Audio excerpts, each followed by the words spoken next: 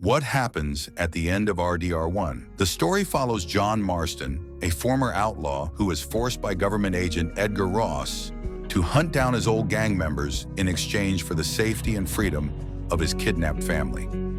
John's mission begins with Bill Williamson, who has taken refuge at Fort Mercer. John attempts to confront him, but is shot by Bill's men and left for dead. Luckily, he is rescued by a rancher named Bonnie McFarlane, who nurses him back to health at her ranch. Once recovered, John sets out again to capture Bill. Along the way, he helps various people who, in return, assist him in infiltrating Fort Mercer. After eliminating Bill's gang, John discovers that Bill has fled to Mexico. He then travels to Mexico, and in Mexico, John gets caught in the middle of a violent civil war.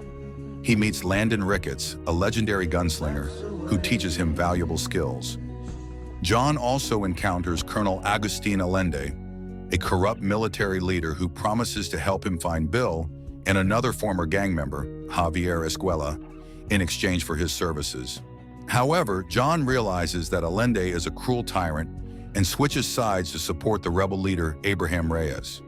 During these events, John captures Javier and hands him over to Edgar Ross. In a final confrontation with Colonel Allende, John also encounters Bill Williamson once again and kills them both, effectively ending the civil war in Mexico. John returns to Blackwater, where Ross demands that he hunt down his old gang leader, Dutch van der Linde, in exchange for the release of his family. After a difficult pursuit, John finally corners Dutch, who, feeling hopeless, chooses to end his own life. Edgar Ross claims all the credit for Dutch's death, presenting himself as the hero. At last, John is reunited with his family. He tries to live a quiet, peaceful life on his ranch. However, he is ominously warned by a mysterious stranger that his end is near. Soon after, Edgar Ross returns with an entire army of government soldiers to tie up loose ends.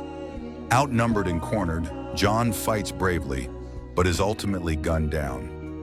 Years later, the story shifts to John's son, Jack Marston, who tracks down Edgar Ross and kills him, avenging his father's death.